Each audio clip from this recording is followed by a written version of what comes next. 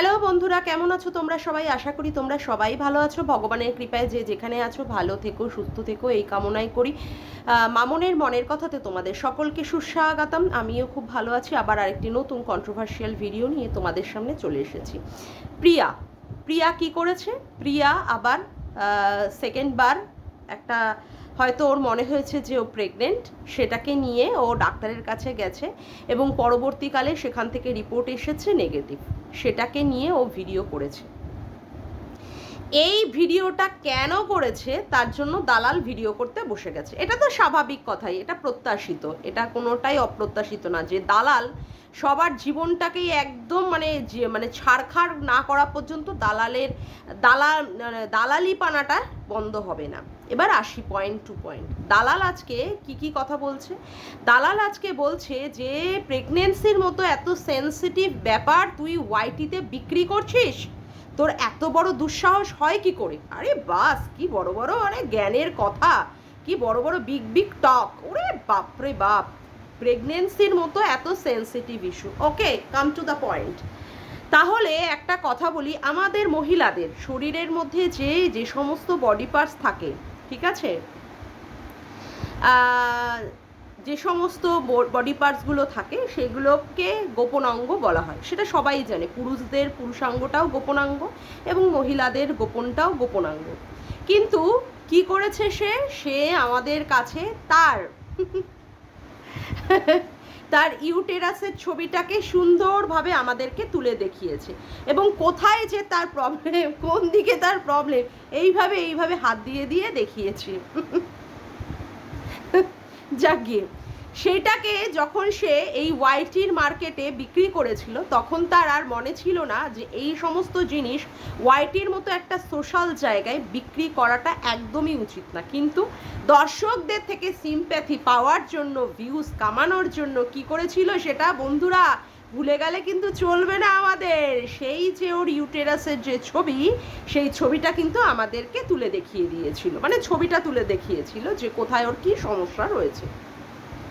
যাই হোক, তারপরে আরও অনেক কিছুই দেখিয়েছে। পেটের মধ্যে ট্যাটু দেখিয়েছে, পা তোলা দেখিয়েছে, মানে ঠ্যাং তোলা দেখিয়েছে, ব্রা দেখিয়েছে। এবার হয়তো নাইটি তুলেও পুরোটা দেখিয়ে দেবে।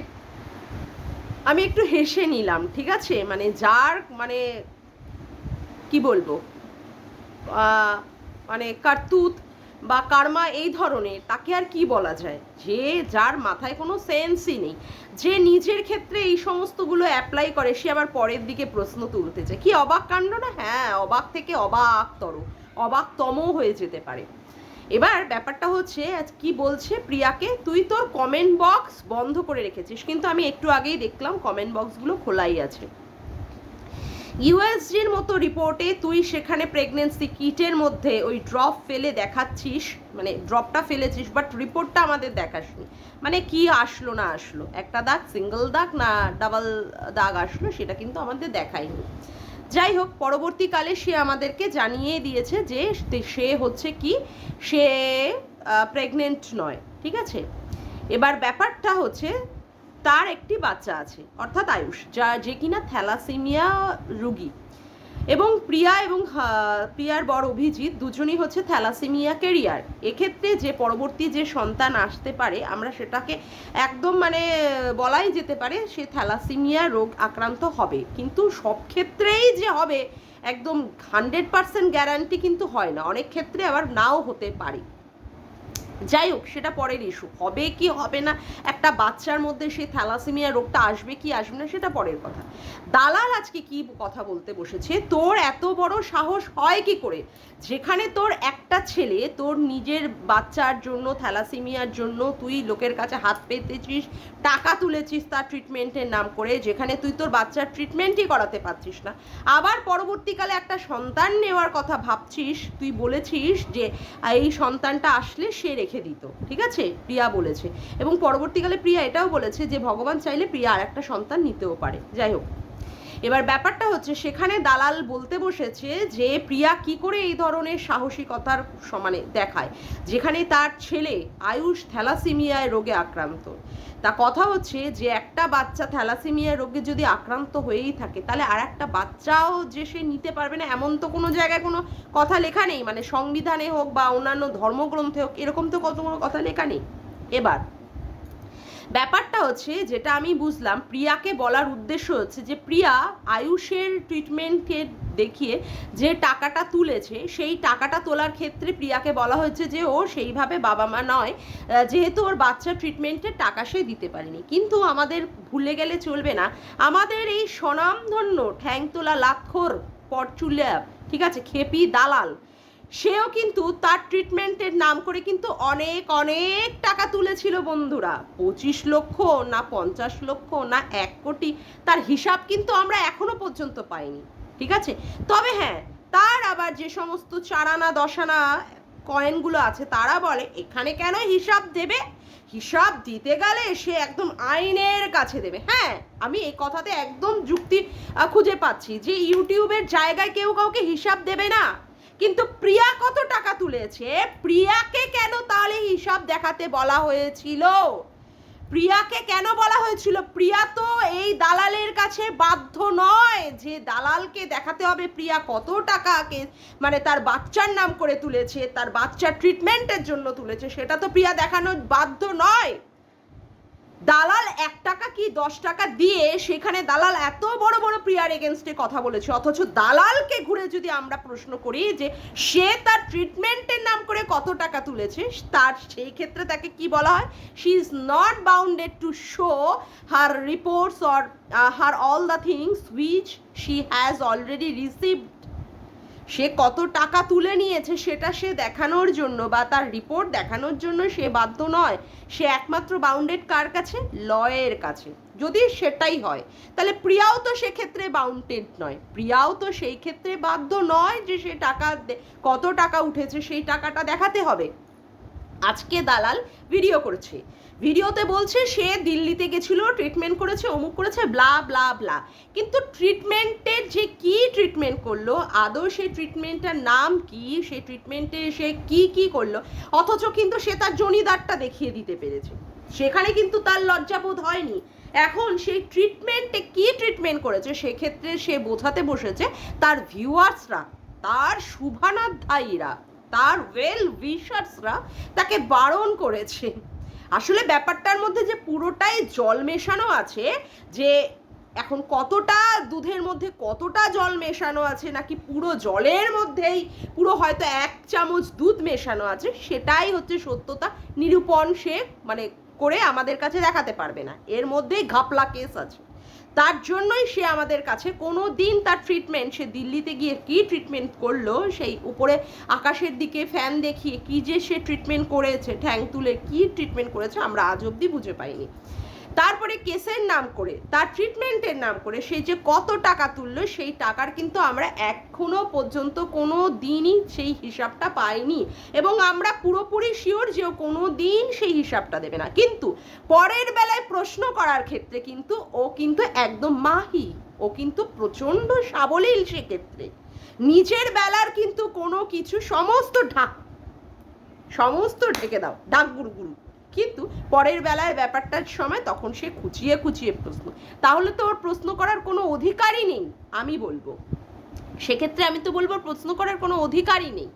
প্রিয়া খামার বাড়ি করুক, প্রিয়া বাড়ি করুক, প্রিয়া আজকে শাড়ির বিজনেস করছে, অনলাইনে দেখাচ্ছে, প্রিয়া যা কিছু করুক, সেখানে তো দালালের প্রশ্ন করার কোনো অধিকারই নেই, প্রশ্ন করার কোনো অধিকারই নেই।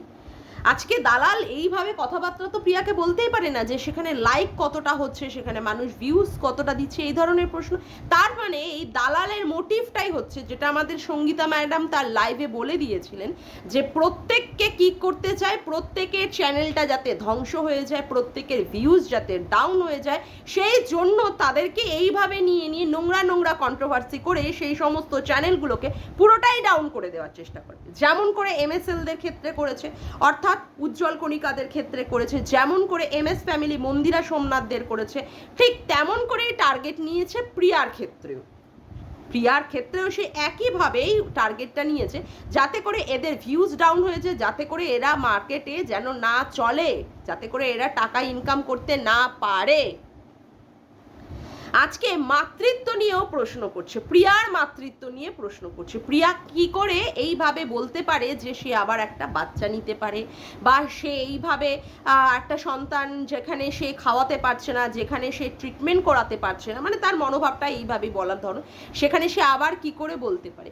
সে কারোর মাতৃত্ব বা সে কারোর সন্তান নেওয়ার ক্ষেত্রে যদি প্রশ্ন করতে পারে, তাহলে আমরা তাকে কেন প্রশ্ন করতে পারবো না? আর এতগুলো কন্ট্রোভার্সি ক্রিয়েটার আছে, কেউ কিন্তু প্রিয়াকে নিয়ে এইভাবে নেগেটিভ ভিডিও করে কিন্তু কেউ কোনোদিন আর্ন করেনি, একমাত্র ওয়ান অ্যান্ড অনলি দালাল ছাড়া।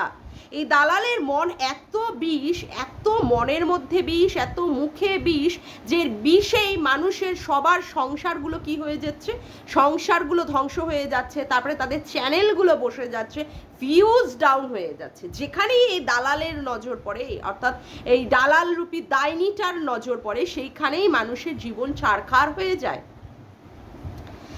তারপরে সে যে সমস্ত প্রশ্ন মানুষকে করে, তার উদ্দেশ্যেও যদি এই সমস্ত কথাগুলো বলা হয়, তখন সে কেঁদে কেঁদে ভিডিও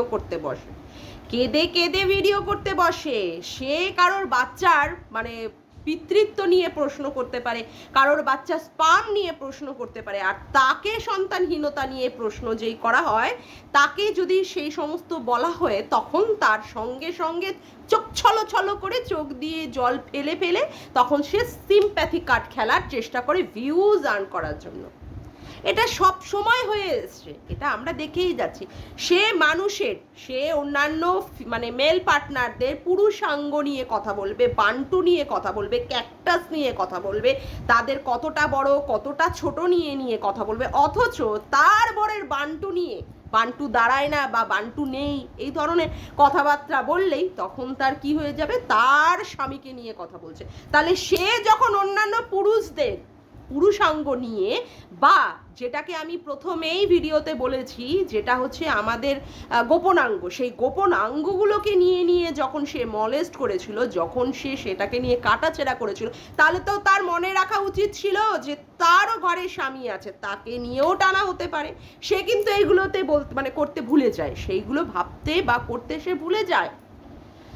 তাকে যখন প্রশ্ন করা হয়, তখন কিন্তু সে প্রশ্নের উত্তর দিতে বাধ্য নয় বলে সেই ব্যাপারগুলোকে খুব সুন্দরভাবে এড়িয়ে যায়, খুব সুন্দরভাবে। আর এত সুন্দর ভাবে কি বলবো, এত উগ্রতার সাথে জিনিসটাকে পুরোপুরি সরিয়ে দিতে পারে। এর থেকে এইগুলো জিনিস শেখার আছে, কি করে কুবুদ্ধি মার্কা কাজ করে তারপরে সেইগুলোকে পুরোপুরি চোখের আড়াল করা যায়, এইগুলো এর থেকে শেখার আছে।